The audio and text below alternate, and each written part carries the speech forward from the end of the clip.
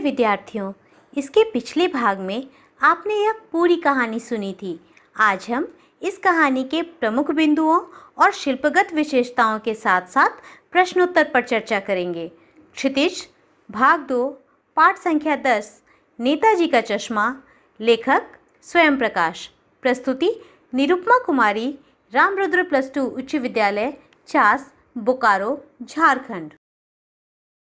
अब बात करते हैं कहानी के प्रमुख बिंदुओं की। पहला बिंदु है कस्बे में सुभाष चंद्र बोस की प्रतिमा।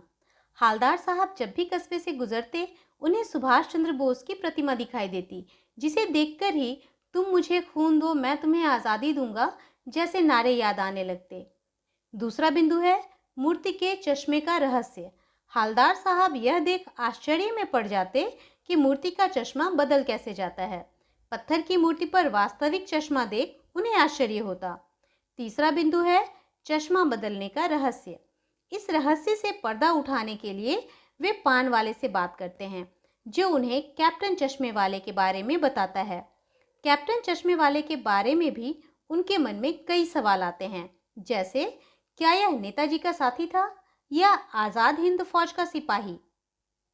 चौथा बिंदु कैप्टन चश्मे वाले से भेंट।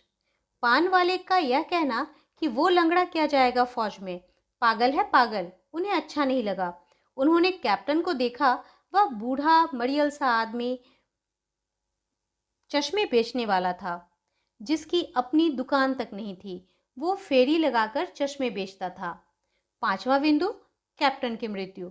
एक बार जब वे उधर से गुजर रहे थे तो चौराहे की सारी दुकानें बंद पड़ी थीं। पता चला कि कैप्टन मर चुका है। मूर्ति पर चश्मा भी नहीं था। छठा बिंदु सरकंडे का चश्मा। 15 दिन बाद वे फिर से उसी कस्बे से होकर गुजरे।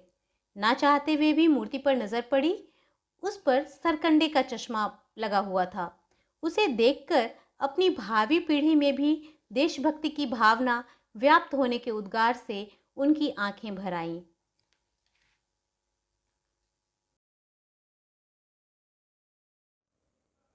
अब बात करते हैं कहानी में प्रयुक्त साहित्यिक विधाओं की। इस कहानी में 2 साहित्यिक विधाएं प्रयुक्त की गई हैं, व्यंग और रेखाचित्र। व्यंग साहित्य की एक विधा है जिसमें उपहास, मजाक और इसी क्रम में आलोचना का प्रभाव रहता है। हिंदी में हरिशंकर परसाई और श्रीलाल शुक्ल इस विधा के प्रमुख हस्ताक्षर हैं। इस पाठ में नगरपालिका पर व्यंग है। यह व्यंग सिर्फ उस कस्बे की नगरपालिका पर नहीं बल्कि सभी कस्बे की नगरपालिकाओं पर है। प्रायः ये नगरपालिकाएं काम के नाम पर छोटे मोटे काम ही करती हैं। यहाँ उसे नाम मात्र का काम कहा गया है, जिसमें औपचारिकता, मजबूरी या दिखावा अधिक होता है, काम करने का उत्साह कम। कहानी में प्रयुक्त दूसरी साहित्यिक विधा है रेखाचित्र। रेखाचित्र शब्द अंग्रेजी के स्केच शब्द का हिंदी रूपांतर है।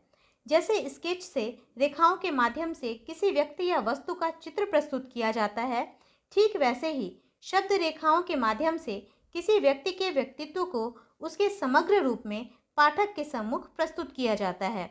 ये व्यक्तित्व प्रायः लेखक को प्रभावित करने वाले होते हैं। महादेवी वर्मा और रामवृक्ष बेनीपुरी इत्यादि ने इस विधा में अनेक रचनाएं की हैं। रेखाचित्र का आनंद लेने के लिए आप महादेवी वर्मा की पुस्तक अतीत के चलचित्र पढ़ सकते हैं। इस पाठ में पान वाले का रेखाचित्र प्रस्तुत किया गया है एवं इससे संबंधित प्रश्न भी पाठ के अंत में पूछा गया। अब बात करते हैं इस पाठ के प्रश्नोत्तर की।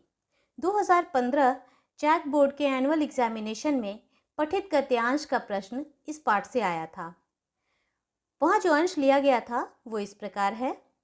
पूरी बात तो अब पता नहीं, लेकिन लगता है कि देश के अच्छे मूर्तिकारों की जानकारी नहीं होने और अच्छी मूर्ति की लागत अनुमान और उपलब्ध बजट से कहीं बहुत ज़्यादा होने के कारण काफ़ी समय ऊहापोह और चिट्ठी पत्री में बर्बाद हुआ होगा और बोर्ड की शासनावधि समाप्त होने की घड़ियों में किसी स्थानीय कलाकार को ही अवसर देने का निर्णय लिया गया होगा और अंत में कस्बे के इकलौते हाई स्कूल के इकलौते ड्राइंग मास्टर, मान लीजिए मोतीलाल जी को ही यह काम सौंप दिया गया होगा, जो महीने भर में मूर्ति बनाकर पटक देने का विश्वास दिला रहे थे।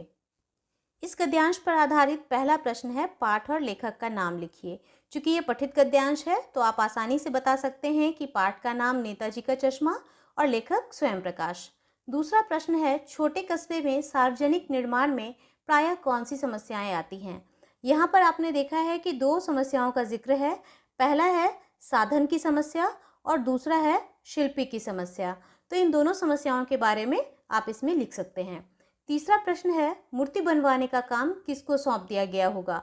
आपने इस गद्यांश में ही देखा कि यहाँ लिखा हुआ है कि यह काम स्थानीय कलाकार, वहाँ के हाई स्कूल के इकलौते ड्राइंग मास्टर मान लीजिए मोतीलाल जी को सौंप दिया गया होगा।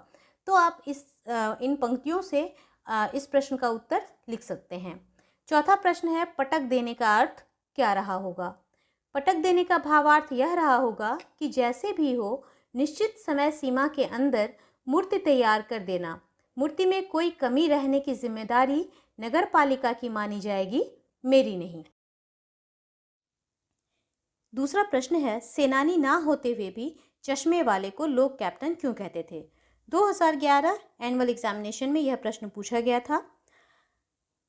चश्मे वाला कभी सेनानी नहीं रहा। वह तन से बूढ़ा और मरियल सा था, परंतु उसके मन में देशभक्ति की भावना प्रबल थी।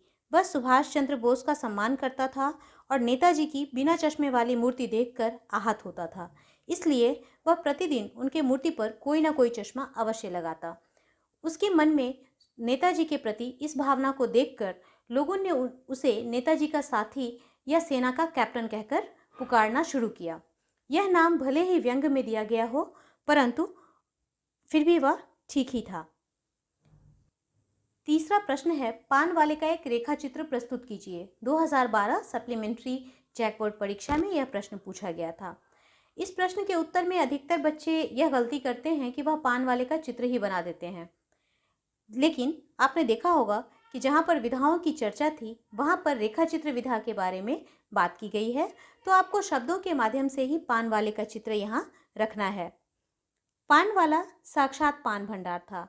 उसकी दुकान पर ही नहीं, उसके मुंह में भी पान ठुसा रहता था। यहाँ तक कि पान खाने के कारण वह बोलने में भी असमर्थ होता था। जब उसे किसी से बात करनी होती तो वह पीछे मुड़कर पहले पान थूकता और फिर बोलता। वह एक मोटा काला आदमी था और मोटापे के कारण उसकी तोंद बाहर निकली हुई रहती थी। वह जब भी हंसता तो उसके साथ साथ उसकी तोंद थिड़कती थी। उसके हंसने से उसके काले और लाल दांत बाहर आ जाते थे। वह बातें बनाने में उस्ताद था। उसकी बोली में हंसी और व्यंग का पुट बना रहता था। चौथा प्रश्न है, वो लंगड़ा क्या जाएगा फौज में, पागल है पागल। कैप्टन के प्रति पान वाले की इस टिप्पणी पर अपनी प्रतिक्रिया लिखिए। जैकपॉट 2019 एनुअल एग्जामिनेशन में यह प्रश्न पूछा गया है। पान वाले की यह टिप्पणी बहुत दुर्भाग्यपूर्ण है। उसे चाहिए था कि वह चश्मे वाले कैप्टन की भावनाओं का सम्मान करता। उसे पता था कि कैप्टन ही नेताजी की आंखों पर अपनी ओर से चश्मा लगाए रहता है, वह भी केवल इसलिए कि नेताजी की मूर्ति अधूरी न लगे। उसकी इस भावना से देशभक्ति प्रकट होती है और ऐसे व्यक्ति की कमियां नहीं देखनी चाहिए, ना ही ऐसे व्यक्ति को पागल कहना चाहिए। अतः पान वाले की यह टिप्पणी गैर जिम्मेदाराना है। यहाँ पर अपनी प्रतिक्रिया लिखने के लिए कहा गया है और आशा है कि आपकी प्रतिक्रिया भी कुछ इसी तरह से होगी। अब इसके बाद क्वेश्चन नंबर 5 और 6, ये दोनों प्रश्न आपके पाठ के अंत में दिए गए प्रश्नों से अलग हैं। अधिकतर जो प्रश्न पूछे जाते हैं वो पाठ के अंत में दिए गए प्रश्नों से ही होते हैं, लेकिन कभी कभी इस तरह के प्रश्न भी आते हैं जो पाठ के अंत में नहीं दिए गए हैं। इसके लिए आवश्यक है कि आप पूरे पाठ को पढ़ें और कहानी को आत्मसात कर लें। अगर एक बार आपने कहानी समझ ली है तो फिर आप किसी भी प्रश्न का उत्तर आसानी से दे सकते हैं। देखते हैं 5वें प्रश्न को, नेताजी का चश्मा कहानी का संदेश क्या है। नेताजी का चश्मा, इस कहानी में लेखक कहना चाहते हैं कि देशभक्ति का संबंध मन की भावना से है।